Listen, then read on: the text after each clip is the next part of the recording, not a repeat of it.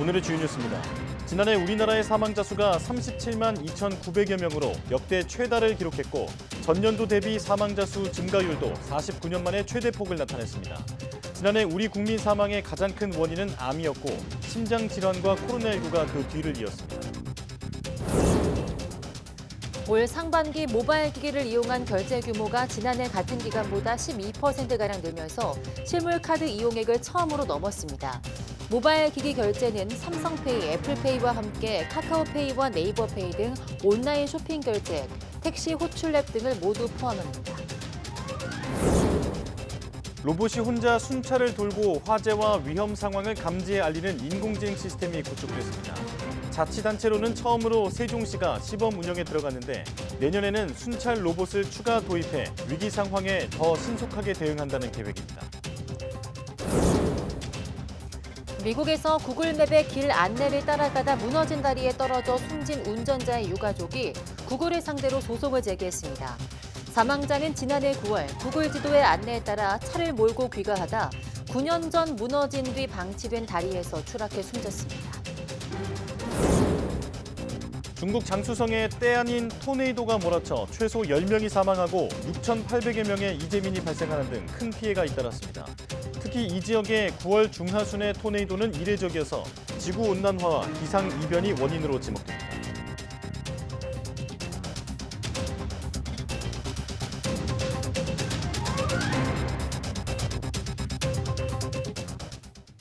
여러분 안녕하십니까? 사이언스 투데이 시작합니다. 지난해 사망자가 코로나19 영향으로 역대 최대를 기록했습니다. 통계청은 지난해 사망자 수가 37만 2,939명으로 1년 전보다 17.4% 증가했다고 발표했습니다. 사망자 수는 역대 가장 많고 증가율도 1973년 27.3% 증가 이후 49년 만에 가장 높았습니다. 지난해 코로나19 사망자는 3만 1,280명으로 1년 전보다 2만 6,250명이 급증했습니다. 코로나19 사망자 중 80세 이상이 65.6%로 가장 큰 비중을 차지했습니다. 통계청은 지난해 2월부터 오미크론 변이가 확산하면서 3월과 4월에 코로나19 사망자가 급격히 늘었다고 밝혔습니다. 지난해 전체 사망자의 3대 사망 원인은 암이 가장 높았고 심장질환과 코로나19 순이었습니다. 지난해 전체 자살률은 한 해 전보다 다소 낮아졌지만 10대와 40대는 오히려 증가한 것으로 나타났습니다. 보건복지부가 발표한 2022년 사망 원인 통계 분석 결과에 따르면 지난해 자살 사망자는 12,906명, 자살률은 인구 10만 명당 25.2명으로 나타났습니다. 자살률은 지난 5년간 가장 낮은 수준이지만 10대는 10만 명당 7.2명으로 전년보다 0.6% 늘었고 40대도 28.9명으로 2.5% 증가했습니다. 복지부는 지난해 코로나19 거리두기 해제로 고립감과 부양 부담이 완화되면서 자살률이 소폭 감소했지만 올해부터 상대적 박탈감이나 정신건강 문제 등이 본격화할 우려가 있어 적극 대응하겠다고 밝혔습니다. 지방의 경우 의료기관들이 제때 의사를 구하지 못해 진료 공백 우려가 커지고 있는데요. 충청북도가 의사 구인난을 해결하기 위해서 지역 의대 정원을 지금보다 2배 이상 늘려달라고 정부에 요구하기로 했습니다. 이성우 기자입니다. 충북 지역민의 공공의료를 책임지는 병원 가운데 한 곳인 청주의료원입니다. 공공의료를 책임지고 있지만 호흡기 내과와 신경과 전문의를 구하지 못하는 상황. 의사 구인 공고는 계속 올리고 있지만 1년 넘게 지원자가 없는 겁니다. 충북 지역의 다른 주요 병원들도 비슷한 상황으로 정원 대비 20%나 부족한 실정입니다. 특히 충북 거점 의료병원인 충북대병원은 의대가 있음에도 정원보다 59명이 부족하고 충주 건국대병원도 정원보다 크게 부족합니다. 여기에 충북 지역 의과대학 정원 역시 89명으로 비수도권 광역도 평균인 197명에 크게 못 미치고 있습니다.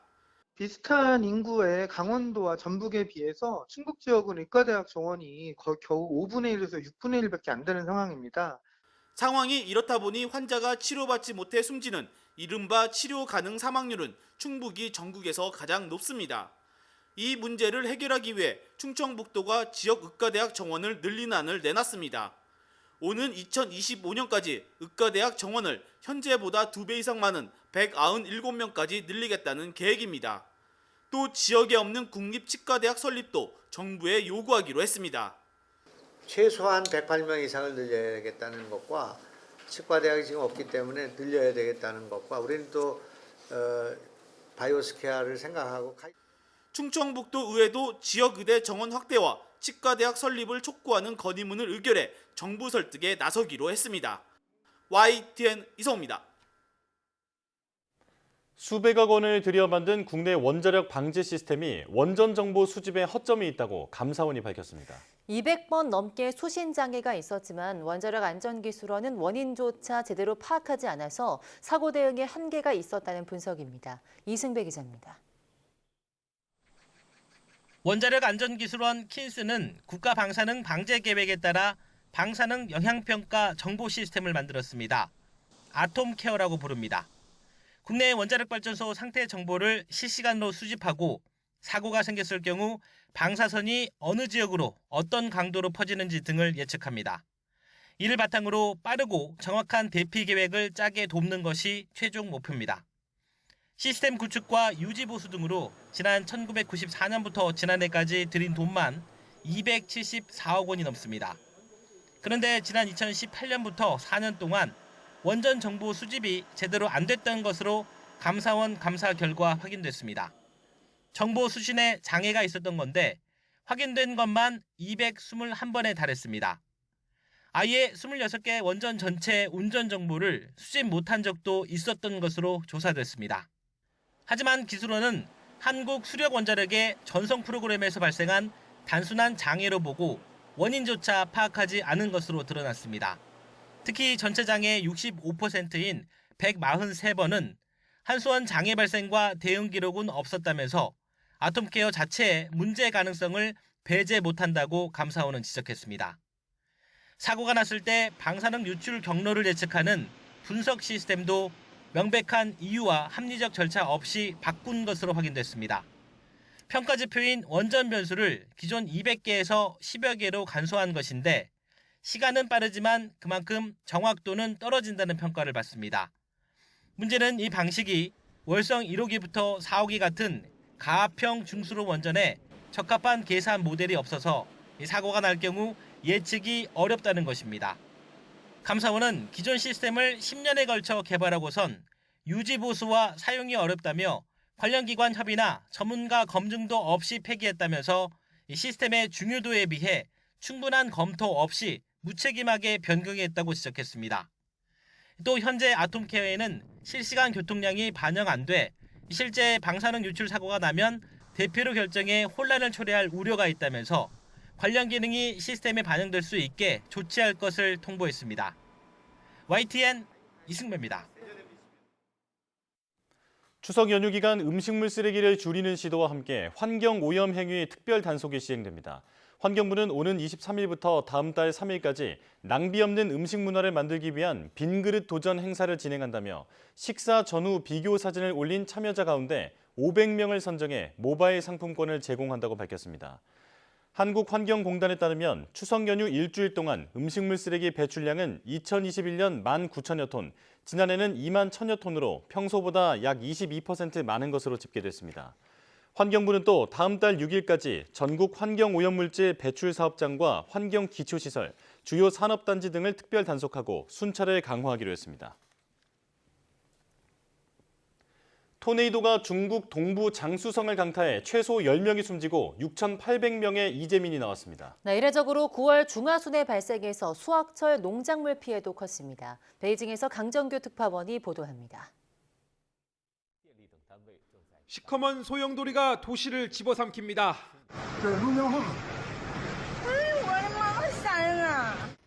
회오리 바람이 휩쓸고 간 자리는 마치 폭격을 당한 듯 쑥대밭이 됐습니다. 도로는 뒤집힌 차들과 부서진 잡동사니들로 어지럽고 곳곳에선 연기가 피어오릅니다. 끊어진 전깃줄에선 연신 불똥이 튑니다. 像是东西砸到了，然后被电到了，窗户整个都吹没有了。 중국 동부 장쑤성의 2개 도시에서 3시간 간격을 두고 토네이도가 발생했습니다. 중국 기상대는 개량 후지타 등급 2와 3 이상의 강도로 추정했습니다. 사망자 10명에 중경상 8명, 6,800여 명의 이재민이 나왔습니다. 주택과 축사 등 2천여 채가 무너지거나 파손됐고 수확철 농작물 피해도 컸습니다. 农作物受损41.8公顷，2000余平米猪舍部分墙体倒塌，顶部塌陷。 드넓은 평원이나 탁 트인 바다처럼 바람이 맞부딪히기 좋은 곳에서 생기는 토네이도. 중국에선 양쯔강 하류인 장수성이 발생 빈도가 가장 높은 곳으로 꼽힙니다. 특히 9월 중하순의 토네이도는 이례적이어서 지구온난화와 기상이변이 원인으로 지목됩니다. 베이징에서 YTN 강정규입니다.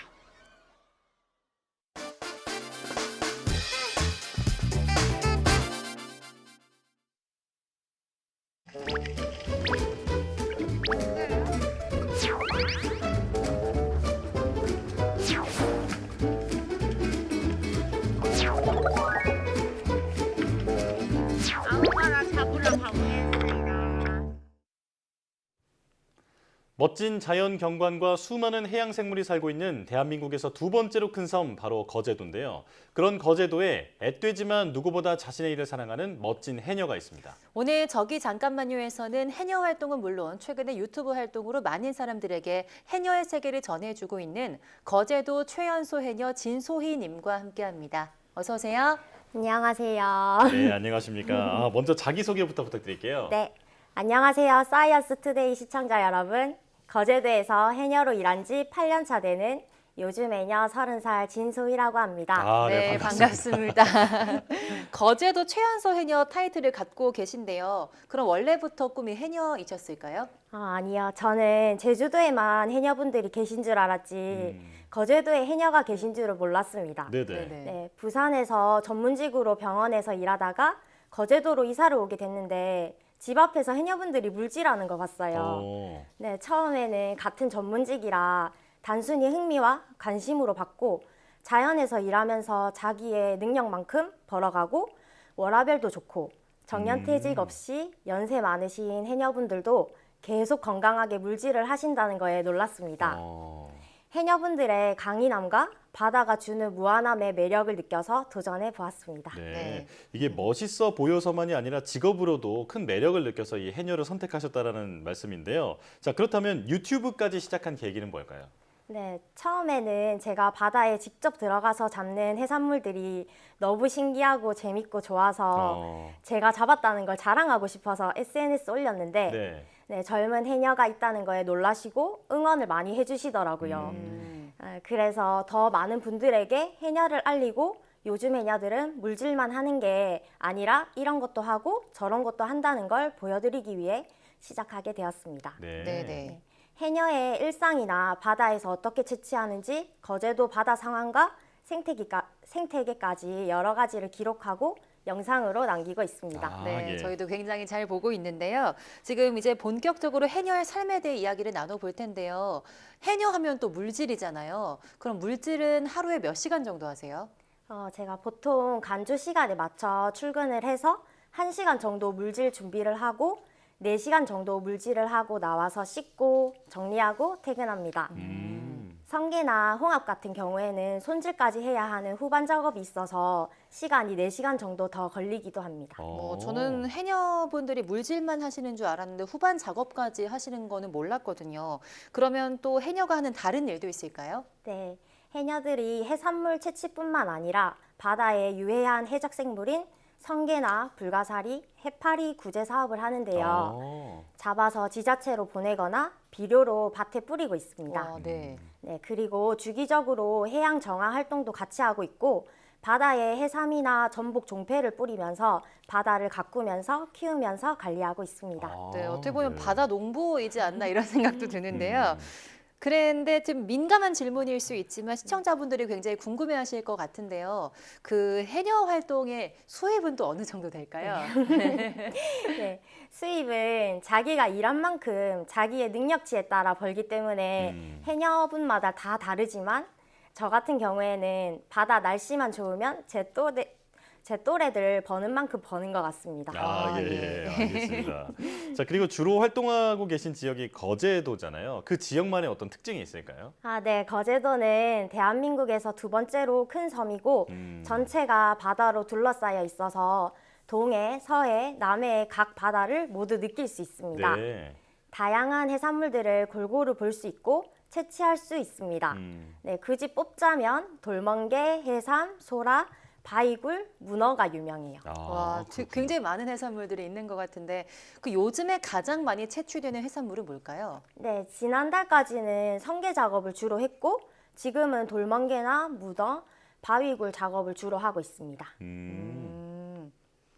그럼 혹시 가장 비싸게 값을 받을 수 있는 수산물이 있다면 뭘까요? 네, 찰 따라 시세에 따라 다 다르지만 자연산 전복은 저희가 보기에도 힘들 정도로 귀해져서 네네. 값이 항상 좋아요. 네네. 네, 그리고 지금 추석도 다가오고 있기 때문에 크기가 크고 예쁜 문어들은 값을 잘 받을 수 있습니다. 아, 그렇군요. 자, 그런데 이렇게 밝은 에너지를 이제 전해주셔서 저희까지 기분이 좋아지는데 사실 이 해녀 활동이 결코 쉽지는 않을 것 같습니다. 어려운 점이 있다면 뭘까요? 처음에 물질 시작했을 때는 수압 버티는 게 정말 힘들었습니다. 오. 귀가 아파서 중간에 나온 적도 있고 병원도 가보고 약도 먹어봤는데 잘 안 돼서 물속에서 나와서 계속 압력 평형 연습을 했어요. 예. 네, 몸의 공기 공간과 주변 압력을 조절하는 이퀄라이징을 계속 하다 보니 어느새 자연스럽게 수압에도 적응을 하게 되었습니다. 그러니까 압력 평형 연습이라는 게 그 이퀄라이징이라는 거잖아요. 네. 그건 어떻게 훈련을 하는 건가요? 콧구멍과 입을 막고서 숨을 불어주면 펑 하고 귀가 뚫리게 되는데 네네. 이 같은 동작을 물 밖에서 계속 연습을 했어요. 상체만 아래로 숙여서 하거나 물구나무 서기를 하면서 연습하다 보니 귀 쪽 근육이 유연해지면서 물속에서 좀 더 편안하게 쉽게 이퀄라이징을 할 수 있게 되었습니다. 신기하네요. 네, 몸도 이렇게 훈련을 하면 또 적응이 되는 거군요. 정말 노력이 대단하신 것 같은데요.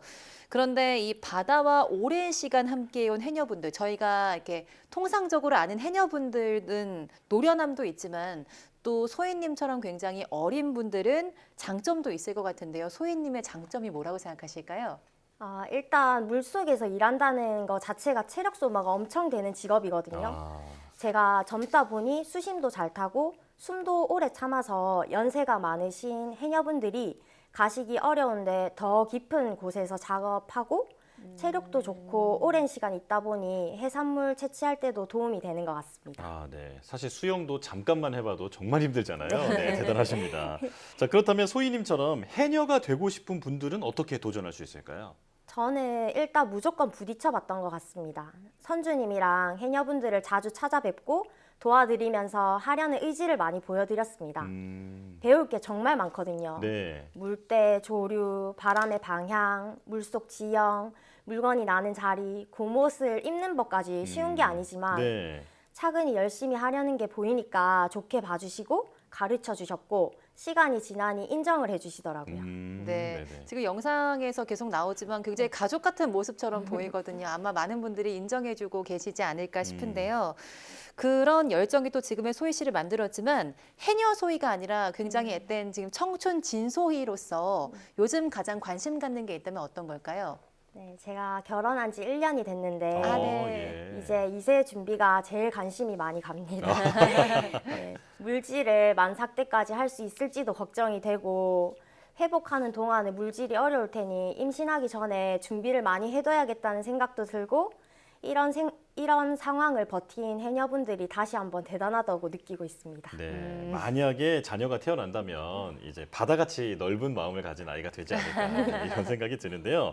자, 그런 소희님에게 바다는 정말 특별한 존재일 것 같습니다. 자, 진소희에게 바다란 무엇인지 그리고 최종 목표는 무엇인지 들려주시죠. 네, 바다는 제게 질리지 않는 게임 같아요. 매일매일이 새롭고 다양한 어종, 해초들을 감상하는 즐거움도 있고 가끔은 차갑고 거친 파도와 조류에 호락호락하지 않지만 늘 보상을 주며 성취감도 얻고 숨은 해산물 찾기 하며 임무를 달성하며 제 물질 실력도 향상되는 느낌을 받거든요. 예. 네, 최종 목표는 최연소 타이틀을 갖고 해녀 일을 시작했기 때문에 최고령 타이틀까지 달아보고 싶습니다. 네.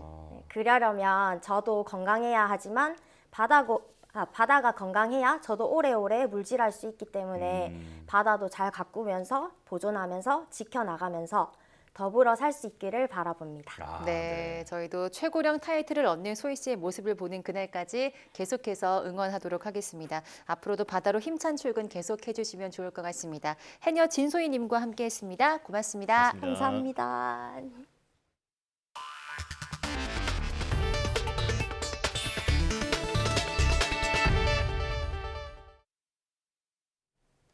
로봇이 인간의 안전을 지키기 위해 순찰을 도는 세상이 왔습니다. 로봇이 혼자 돌아다니면서 화재 같은 위험 상황을 실시간 전송하면 이를 활용해 경찰이나 소방이 신속히 대응하게 하는 시스템이 세종시에서 구축되고 있습니다.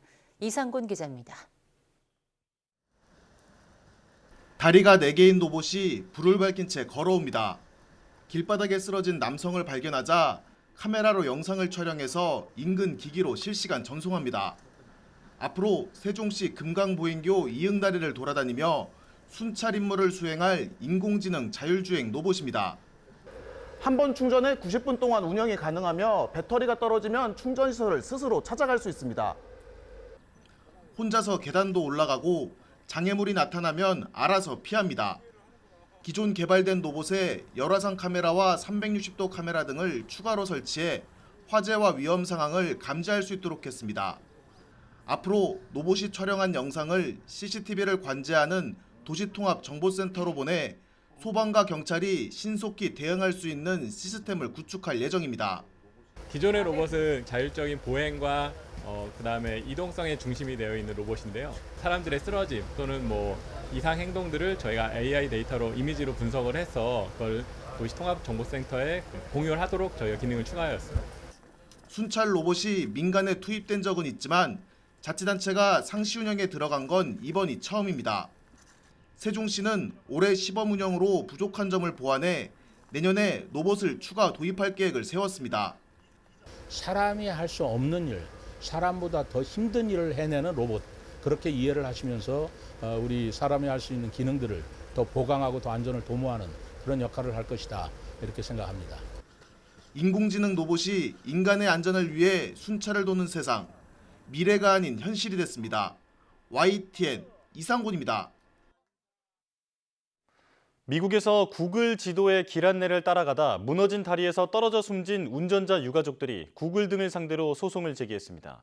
AP통신 보도에 따르면 필립 팩슨의 유가족들은 노스캐롤라이나주 웨이크 카운티 상급 법원에 구글이 사고 정보를 알면서도 지도에 반영하지 않아 사고가 났다며 소송을 제기했습니다. 필립 팩슨은 지난해 9월 막내딸의 9번째 생일 파티를 끝내고 구글 지도의 안내에 따라 차를 몰고 집으로 돌아가던 중 9년 전 무너진 뒤 방치된 다리에서 추락해 숨졌습니다. 유가족들은 그동안 여러 차례 다리 붕괴 신고를 했는데도 이를 반영하지 않았다며 구글에 신고한 주민들의 이메일을 증거로 제출했습니다.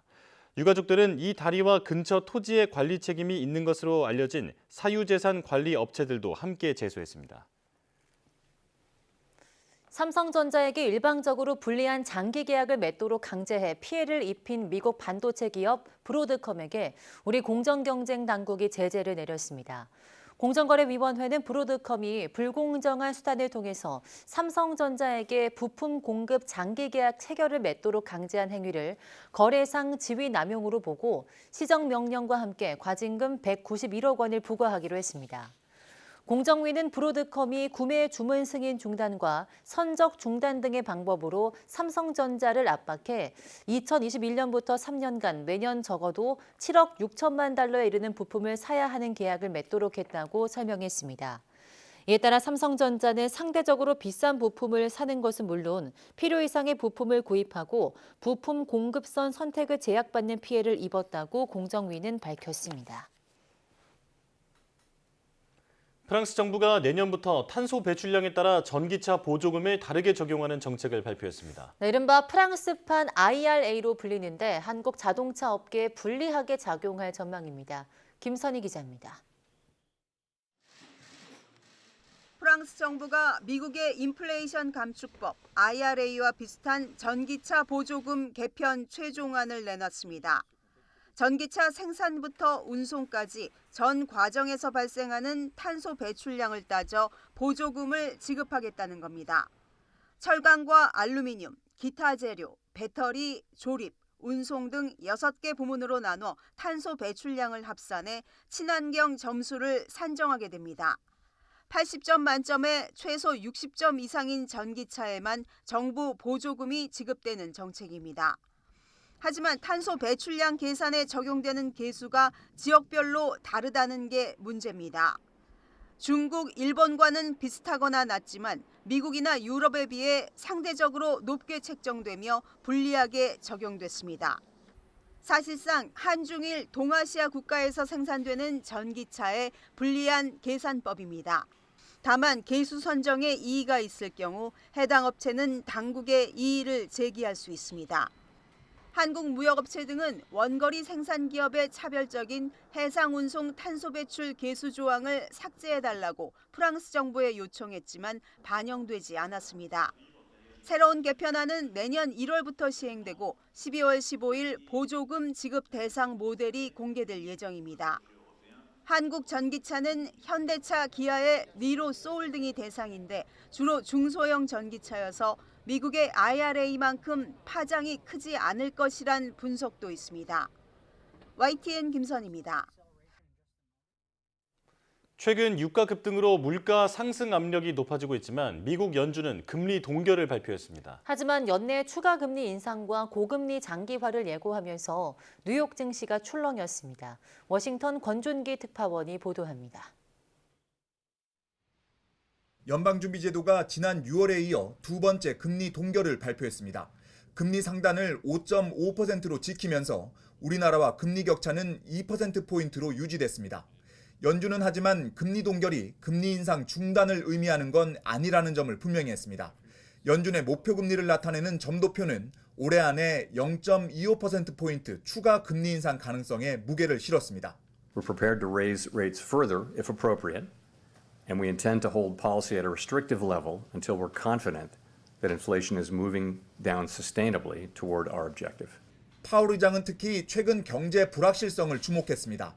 고공행진을 이어가고 있는 국제 유가와 자동차 노조 파업 등 경제에 영향을 미칠 변수가 많아 향후 예측이 쉽지 않다는 겁니다. So what we try to do is assess all of them and handicap all of them. And ultimately, though, there's so much uncertainty around these things. 내년 금리 정책은 당초 예상보다 더 보수적으로 이어갈 전망입니다. 내년 말 목표 금리를 4.6%에서 5.1%로 높였습니다. 뉴욕 증시는 금리 동결에도 연내 추가 금리 인상과 내년에도 정책 전환이 쉽지 않을 거란 관측에 표정이 어두웠습니다. 연준 발표 이후 뉴욕 증시 3대 지수가 일제히 하락하기 시작했고 특히 나스닥은 낙폭을 키우며 1% 넘게 하락했습니다. 파월 의장은 내년에 금리 인하를 언제 시작할지 예고하는 건 연준의 역할이 아니라며 선을 그었지만 시장에서는 빨라도 내년 하반기는 돼야 정책 전환이 가능할 거란 관측이 나오고 있습니다. 워싱턴에서 YTN 권준기입니다. 모바일 기기를 이용한 결제 규모가 1년 전보다 12%가량 늘면서 실물 카드 이용액을 처음으로 넘어선 것으로 나타났습니다.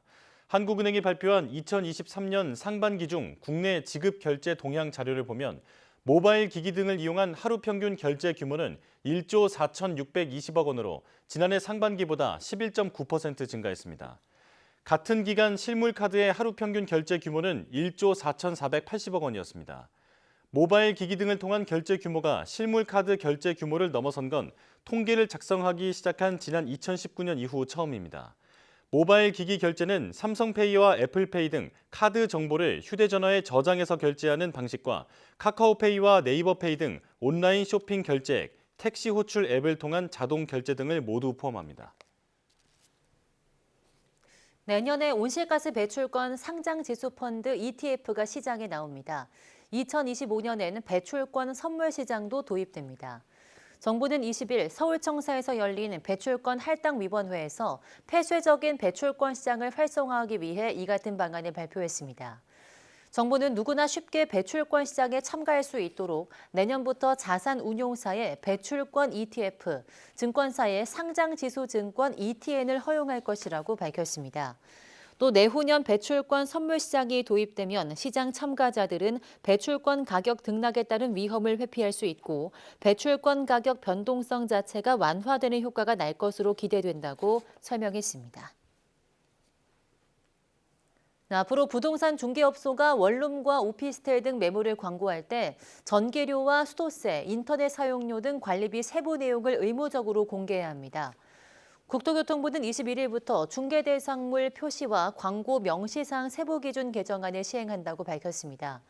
공인중개사는 관리비가 월 10만 원 이상인 매물을 광고할 때 일반 관리비와 사용료, 기타 관리비 등을 구분해 세부 내용을 알려야 합니다. 이를 어길 경우 단순 미표기는 50만 원, 허위나 거짓, 과장 광고는 500만 원의 과태료가 부과됩니다. 국토부는 내년 3월 말까지 6개월 동안 계도 기간을 두기로 했습니다. 사람 없이 운영하는 무인 가게가 최근 점점 많아지고 있는데요. 그러나 상주하는 직원이 없는 곳을 누구나 자유롭게 드나들 수 있다 보니 절도 사건이 매달 수백 건씩 일어나 특화된 방범 대책이 필요하다는 지적이 나오고 있습니다. 유서연 기자입니다. 무인 아이스크림 가게로 들어오는 남성. 현금을 꺼낼 목적으로 결제기를 다짜고짜 벽돌로 내리칩니다. CCTV로 녹화하고 있다는 안내 문구가 커다랗게 붙어 있는데도 아랑곳하지 않습니다. 재작년 한 달에 200~300건 수준이었던 무인가게 절도는 지난해엔 매달 400~500건을 넘길 정도로 훌쩍 늘어났습니다. 점원이 상주하지 않는 곳을 누구나 24시간 내내 자유롭게 출입할 수 있다 보니 범죄에 취약할 수밖에 없다는 분석입니다. 그런데 무인가게는 신고업이 아닌 자유업이라 별도의 인허가 절차 없이 사업자 등록만 하면 영업할 수 있어서 가게 수를 정확히 집계하는 것부터 쉽지 않습니다. 보다 못한 일부 자치구는 무인가게에 지능형 CCTV와 출입 인증기를 달아주겠다고 나섰는데 대부분은 여전히 관리 사각지대에 놓여 있습니다. 경찰이 출입 인증과 무인 경비 시스템 가입 등 자체적으로 방범 체계를 강화하라고 홍보하긴 하지만 의무는 아닙니다. 야간에 무인으로 운영하는 편의점입니다. 이렇게 출입 인증기를 통한 입장 전 신분 인증 절차를 마련한 곳도 있지만 일반 무인 가게에서는 찾아보기 어렵습니다. 심지어 일부 업자들은 초기 비용이 적다 보니 절도 피해를 봐도 신고에 합의금을 받으면 오히려 이득이라고 주장하기도 합니다. 속된 표현으로 합의금 장사를 한다고 하는 표현이 맞을 것 같습니다. 왜냐하면 피해 금액이 몇천 원인데 실제 그 금액의 뭐 30배에서 50배, 몇십 배로 요구하시니까 전문가들은 사회적 비용을 줄이려면 무인 가게 대상 범죄를 막을 안전 기준을 시급히 마련해야 한다고 지적합니다. 범죄의 그 예방은 그 민과 그다음에 그 관이 함께하는 그 치안 협력이 기본이 되어야 됩니다. 수익자 부담의 원칙도 한번 생각을 해봐서 무인 점포 스스로도 민간 경비를 활용하는 특히 출입자 신분 확인 절차를 의무화하는 것만으로도 범죄 예방 효과를 기대할 수 있다고 조언합니다. YTN 유서연입니다. 항저우 아시안게임에 출전한 우리나라 선수단 본진이 결전지인 중국 항저우에 도착했습니다. 금메달 50개, 종합순위 3위를 향한 본격적인 여정이 시작됐습니다. 항저우 현지에서 허재원 기자가 보도합니다. 태극기를 앞세운 우리 선수단 본진이 항저우 국제공항 입국장으로 들어섭니다. 현지 교민들의 열렬한 환영을 받으며 아시안게임을 향한 각오를 되새깁니다. 이렇게 많은 분들이 반갑게 맞이해 주시고 감사합니다. 많이 응원을 해 주시고 끝까지 대한민국을 외쳐주셨으면 좋겠습니다. 경기 일정에 따라 각 종목 선수단이 순서대로 도착하고 있는 가운데 이날 본진에는 테니스와 사격, 하키와 스케이트보드 대표팀이 입성했습니다. 2011년에 태어난 초등학교 6학년 학생 문강호는 해맑은 표정으로 다부진 각오를 밝혀 눈길을 끌었습니다. 항저우 아시안게임을 통해서 스케이트보드 종목을 대한민국에 널리 알릴 수 있으면 좋겠고 이제 준비한 만큼 최선을 다해서 좋은 성적을 냈으면 좋겠습니다. 우리나라 테니스의 간판 스타 권순우 역시 항저우 출신인 라이벌 우이빈과의 맞대결에 자신감을 나타냈습니다. 우이빙 선수가 또 항저우 도시에 태어났더라고요. 그래서 텃세가 좀 있을 것 같지만 그래도 압도적인 실력으로 경기력을 보여준다면 크게 문제는 없을 것 같아요. 본진에 앞서 항저우에 도착한 e스포츠 대표팀 역시 사상 첫 금메달을 향해 현지 적응에 돌입했습니다. 아시안게임에 저희 FC 온라인이 처음으로 정식 종목으로 채택이 되었는데 이 순간을 함께할 수 있어서 정말 영광이고요. 남은 기간 잘 준비해서 꼭 금메달을 따오도록 하겠습니다. 본진이 도착한 다음 날에는 공식 입촌식을 갖는 데 이어 축구 이강인과 수영 황선우 등 대형 스타들이 입국하며 분위기는 더욱 달아오를 것으로 기대됩니다. 우리 선수단 본진이 결전지 항저우에 입성하면서 종합 3위 수성을 위한 본격적인 여정이 시작됐습니다. 중국 항저우에서 YTN 허재원입니다.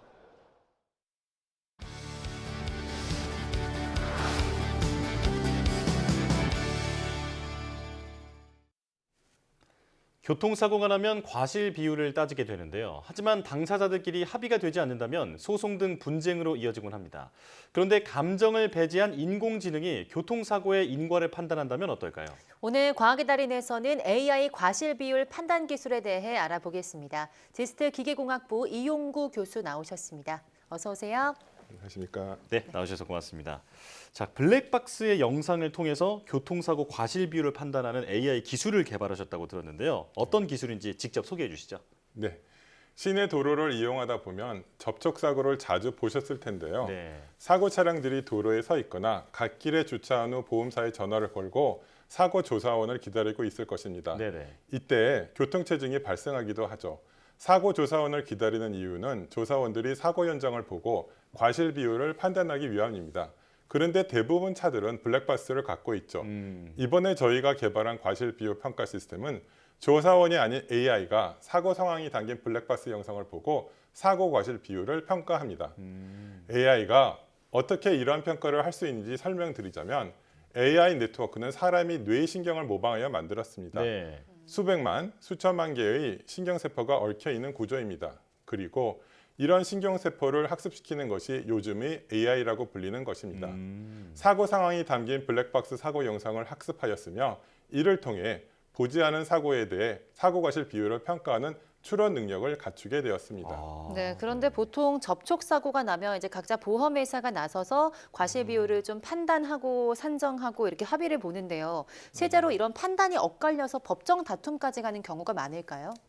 네, 교통사고가 발생하면 사고 당사자가 경찰서에 신고하거나 보험회사에 접수하게 됩니다.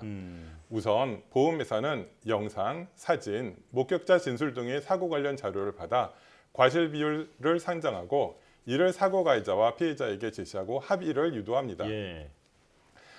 산정된 비율에 대해 가해자 또는 피해자가 받아들이지 못하면 보험회사와 다시 협의를 진행하거나 분쟁 해결 기구를 이용하게 됩니다.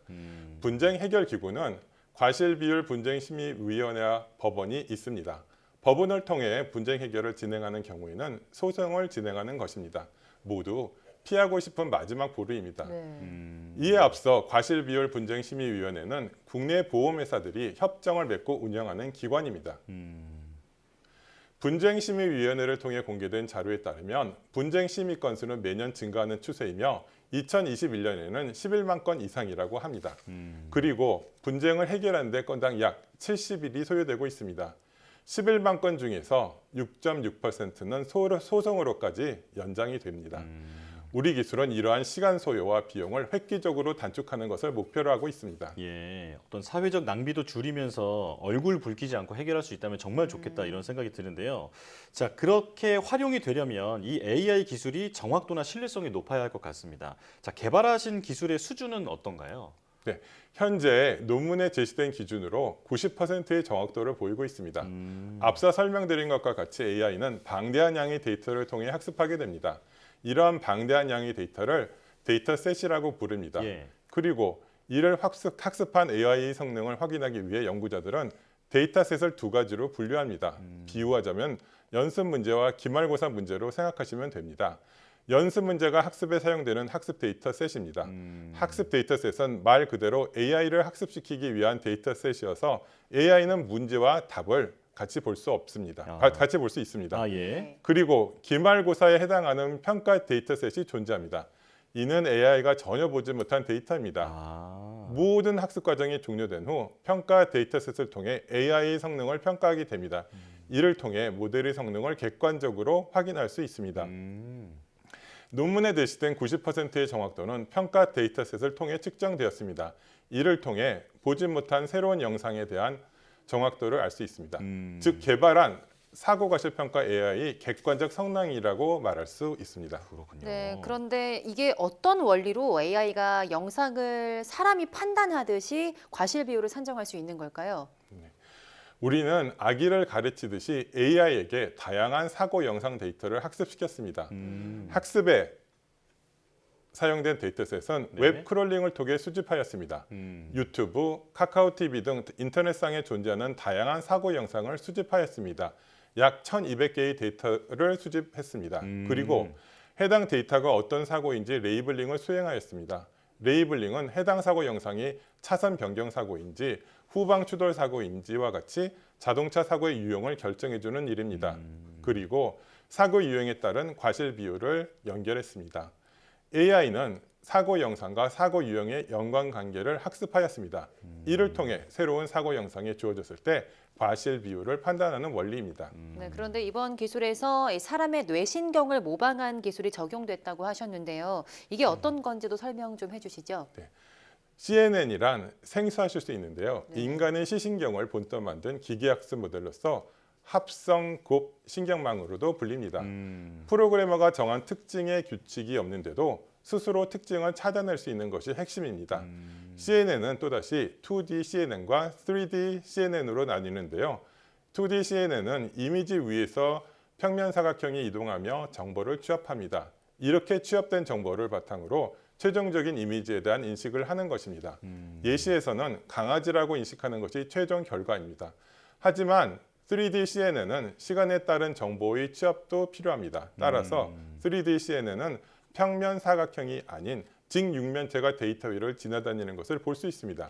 우리는 시간 정보를 다루기 위해 3D CNN을 활용하였습니다. 말 그대로 2차원과 3차원의 차이처럼 이렇게 훨씬 더 깊은 그 개념의 기술을 설명을 해주셨는데요. 자, AI가 법률적인 판단을 하는 사례는 이 기술이 혹시 처음인가요? 글자, 즉 텍스트가 아닌 영상에 적용한 것은 첫 사례라고 생각합니다. 우리 연구팀의 연구는 영상이라는 매체로 표현된 교통사고 기록을 분석하여 과실 비율을 판단하는 면에서 주목받고 싶습니다. 즉, 영상 기반의 법률적인 판단을 이루어낸 최초 연구입니다. 다양한 법률 분야 중 AI가 판단이 가능한 새로운 분야를 개척했다고 볼 수 있습니다. 네, 그런데 AI 기술이 많이 발전하면서 이런 영상 분석 기술은 기존에도 있었는데요. 인공지능 영상 분석 기술과 다른 점은 뭘까요? 사고 영상은 단순한 동작이 아니고 따라서 복합적인 동작의 이해가 필요로 합니다. 차선 변경 사고의 경우에는 차가 직진하는 동작, 차선을 변경하는 동작, 충돌하는 동작이 복합적으로 등장합니다. 이러한 여러 동작의 집합이 사고 영상이라고 할 수 있겠습니다. 그리고 이러한 복합 동작을 입력으로 최종 사고 유형을 도출해내게 됩니다. 아래 동영상을 보면 인공지능이 사고의 유형을 예측하는 작업 상황을 보여주고 있습니다. 재미난 점은 동영상을 보시면 확률적으로 얼마나 자신감을 갖고 있는지에 자신감 숫자를 같이 보여주고 있습니다. 그렇군요. 자, 지금까지 사람이 해오던 교통사고 내용 판정을 지금 말씀해 주신 것처럼 이렇게 AI가 하게 된다면 어떤 이점이 있을까요? 네, AI 네트워크는 데이터를 기반으로 학습하게 되고 학습된 데이터에 기인한 정보를 출력하게 됩니다. 이를 통해 AI가 분석한 정보는 매우 객관적이라고 볼 수 있습니다.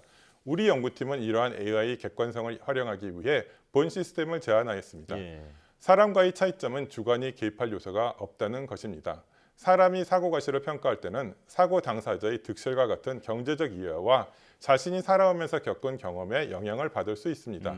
교통사고 운전자들 중 82.8%가 자신은 피해자라고 생각하고 있습니다. 그리고 55.7%는 자신은 무과실이라고 생각합니다. 또한 저희가 개발한 기술을 사용한다면 기본적인 사고 유형 및 과실에 대한 기초 정보를 제공할 수 있어 분쟁에 대한 합의를 도출하는 데 소요되는 시간을 획기적으로 단축할 수 있는 이점이 존재합니다. 보험 관계자의 말을 전해드리면 교통사고 피해자들은 보험조사원, 변호사, 나아가서는 판사의 결정도 불신할 경우가 있다고 합니다. 이에 반해 수많은 사례로 학습된 인공지능의 판단은 당사자들의 꽤 설득력이 있을 것이라 생각합니다. 시간의 단축은 인건비 감소, 보험료 절감 등의 효과를 얻을 수 있습니다. 이는 직접적으로 모든 운전자의 혜택으로 돌아가게 됩니다. 그렇군요. 네, 이게 굉장히 객관적이다 보니까 당사자들에게 설득력이 있을 것이다. 이 부분이 저는 굉장히 인상이 깊었는데요. 그렇다면 상용화를 위해서 뭐 추가 기술 개발이나 풀어야 할 과제가 있다면 어떤 게 있을까요? 네, 개발된 사고과실 평가 프로그램은 데이터가 존재하는 다수의 상황에서 발생한 케이스에 대한 성능은 탁월하나 특이한 상황에서의 사고과실 평가에 어려움이 있습니다. 따라서 사고 관련 데이터를 더 확충하는 데 노력하고 있습니다. 여기에 생성 AI를 활용하여 특이 데이터를 생성하는 연구도 진행하고 있습니다. 아울러 AI 분석 기술을 실제 상황에서 유효한 판단 수단으로 인정할지에 대한 법적, 사회적 합의 과정도 남아 있습니다. 예, 자 AI가 교통사고의 과실 비율을 합리적으로 따져주는 그 기술에 대해서 오늘 설명을 들어봤는데요. 앞으로 사회적 비용을 상당히 많이 절감하는 그런 좋은 기술로 활용되지 않을까 기대가 됩니다. 자, 지스트 기계공학부 이용구 교수와 함께했습니다. 고맙습니다. 감사합니다. 감사합니다.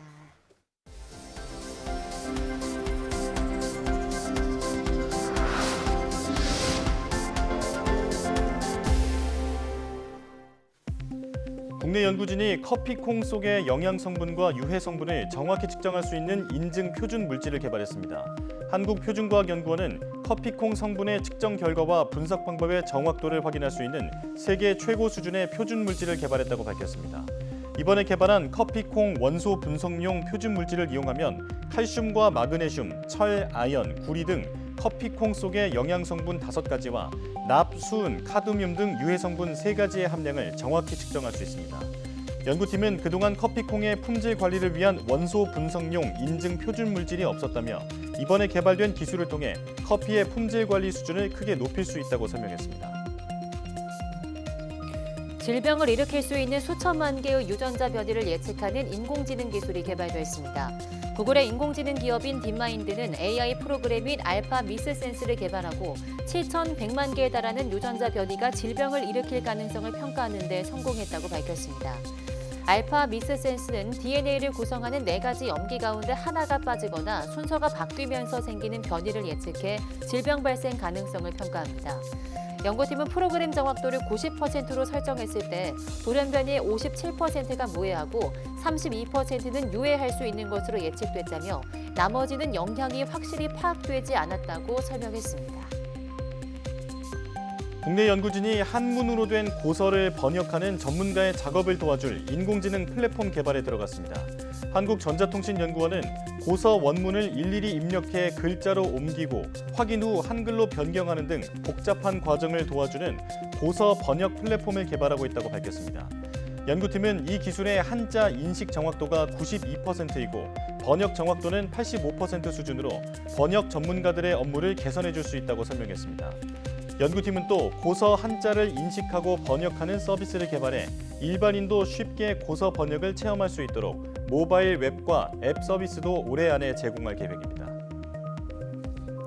추석 연휴를 앞두고 택배 배송이나 교통 범칙금 조회를 사칭한 스미싱 또는 명절 인사 등으로 위장한 메신저 피싱이 증가할 것으로 보여 각별한 주의가 필요합니다. 과학기술정보통신부는 최근 3년간 스미싱 피해 현황을 분석한 결과 택배 배송 사측이 28만여 건으로 전체 65%를 차지했다며 명절 기간을 전후해 스미싱 문자가 다량 유포될 수 있다고 밝혔습니다. 또 메신저 앱으로 가족이나 지인을 사칭해 금전이나 금융거래 정보 등을 요구하는 피싱 피해도 증가하는 추세라며 전화나 영상통화 등으로 상대방을 확인하기 전에는 악성 앱 설치 요구에 응하면 안 된다고 당부했습니다.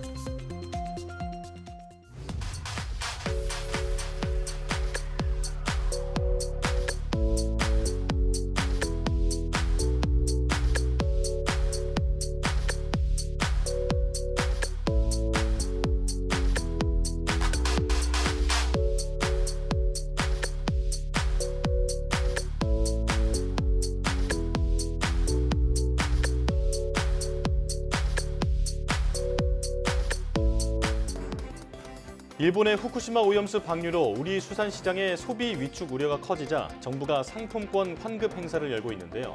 추석을 맞아 앞으로 일주일 동안은 이 행사가 농축산물까지 확대됩니다.